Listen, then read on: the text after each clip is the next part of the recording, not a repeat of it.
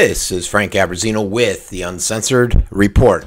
What would you think if I were to tell you that there's been about, 56 times that ISIS or the moderate rebels in Syria have launched chemical attacks and throughout the Middle East, not necessarily just in Syria. And why I'm saying that is you got to start wondering, are we being manipulated?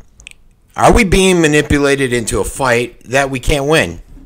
And I'm going to tell you why in a second here. A lot of people think, okay, we're the big, strong kid on the block. Nobody can take us down. Nobody can defeat us. We could go into World War III and kick anybody's butt. And I saw a good analogy the other day where a lady said it's kind of like you got the big, strong kid at school. He goes out and he picks on the little kid.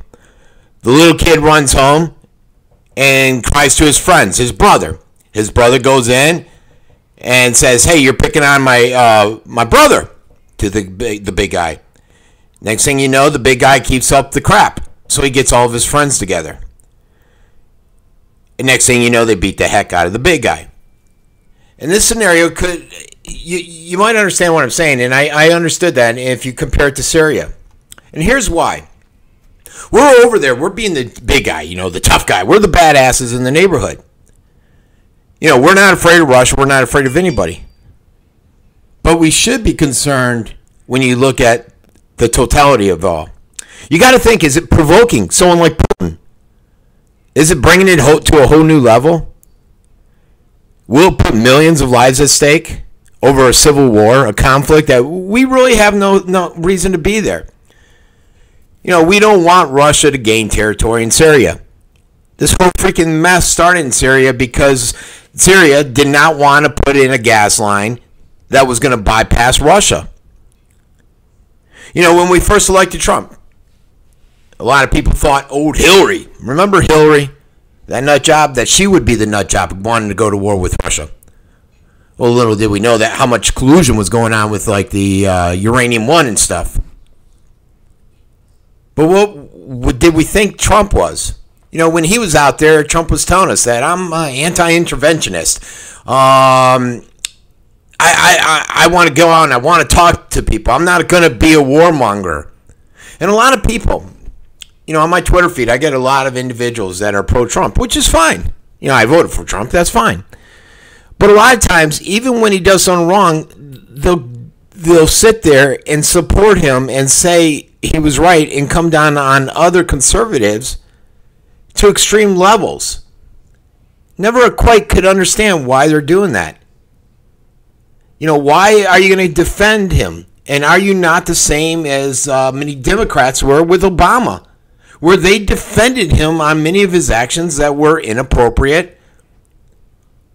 What's the difference? We with the Democrats, a lot of them sat there, they supported the hell out of Obama when he was out there droning the crap out of the Middle East. They said he was right because they were on the left. Just like many on the right now are, Trump is right because they're on the right. But in this case, he was wrong. Unless he knows something we're not privy to, which I doubt it. And I don't know if he's been compromised or what. But what is known is that what is not known is if Assad gassed his own people. And this isn't the first time this has happened. Last time, back in 2017. Media was out there, MSN was on board, they said, and promoted the fact that President Assad went out there, he gassed his own people, even though there was no evidence. You just saw the kids laying there, the same pictures that we saw this time, foaming at the mouth, in agony. Horrific pictures. But it was never proven that Assad went out there and did this. And it didn't make sense that he would do it. Go out and kill a bunch of little kids. What would he gain from that? Nobody really knew. Things were starting to turn around then. Just like now, things are starting to turn around. ISIS is on the run. But if you call that, if you say something like that, then you're a conspiracy theorist.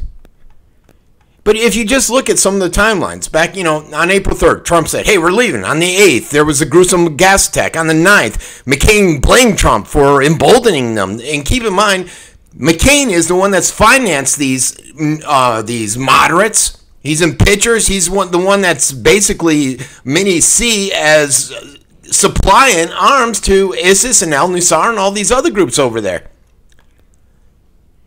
On the 11th, Russia warned us. On the 12th, Mattis said there's still no evidence. Mattis is the defense secretary. No evidence. Yet we already bombed them. Well, no, we bombed on the 13th. No evidence. So on the 12th, no evidence. 13th, we bombed them. Russia gets pissed. They warn us. On the 16th, they said, we got proof that it was the UK. It's kind of like that whole UK nerve agent thing. They're saying that's a UK nerve agent. The people that looked into it. And there's so many disconnects there that it's not Russian. You got this huge push to go to war with Russia. And you know, most of these people, these globalists, if you want to call them that, don't care because they're not going to be out there fighting on the front line. They're going to be benefiting. It's us, the normal folks, that are going to be out there. So there is no clear evidence. There's no evidence that Assad gassed his own people. But we went out and we bombed the hell out of them anyways. We bombed them right into oblivion. Well, we said we did. Said we bombed some gas places too, but who the hell goes out and bombs a gas storage bin? You don't do that. It all seems very suspicious. But you're a bad guy if you call that out. And we're being, the government, the globalists, if you want to call them, are drawing us into this massive conflict without any evidence. And what could happen next? A world war? World War II, III?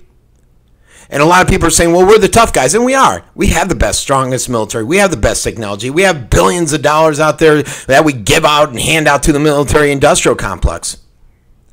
But you're missing a key point. The connection between China and Russia. They're not always good friends. And if we were to go to war and the United States would lose, guaranteed Russia and China would be battling it out. But in this right now, they're backing each other's, they've got each other's back against the United States. And that's the number 2, number 3 army. And if you look at it, they have what? They have over 6 million soldiers, military personnel, to our 2 million.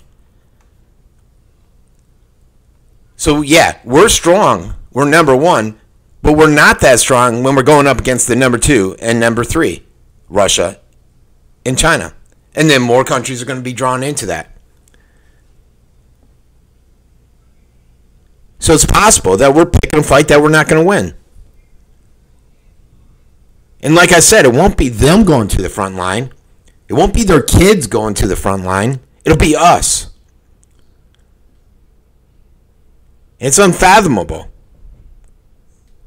that we could lose a war. I don't know if it's ever officially happened. Unofficially it has. But it could in this situation. And that's why you hope cooler heads prevail. And people are starting to see as the days go on and more evidence comes out that there's nothing truly indicating that Assad did this. Unfortunately, MSM isn't playing that. They're not sharing a lot of that information out there. They're complicit. You know, what I hope for, what most Americans hope for, is that we can live in peace with each other. You know, we got to stop intervening in all these civil disputes. Clean up our own house. I heard somebody the other day and they said, you know, we got Maduro down in Venezuela. Used to have one of the strongest economies. He just beat the hell out of the economy. They're starving down there. He took all their guns away. Not him, I think it was Chavez before him. So they can't really revolt. Hence why you keep your guns. But why aren't we cleaning up that mess? Why aren't we cleaning up the mess in Mexico? Why aren't we focusing on our own neighborhood instead of over in Syria? This is a mess over there. So what say are you? Are you interested? Are you following the real information? Are you just watching MSM? Or are you out there looking at alternative, looking at international news, looking at every story that's out there? Do you think we're heading towards a World War III? Do you disagree or agree? If we do head towards it, are we in trouble? Can we handle a war where we're taking on primarily Russia and China? And then all their surrogates. Sure, we got the UK, we have France, hopefully. But even we're seeing with Italy. When we went and bombed Syria, they wouldn't let our submarine that was partaked in that bombing back into port in Naples. So even our allies may not truly be our allies if it were to come to a World War III. This has been Frankie Abbruzzino with the Uncensored Report.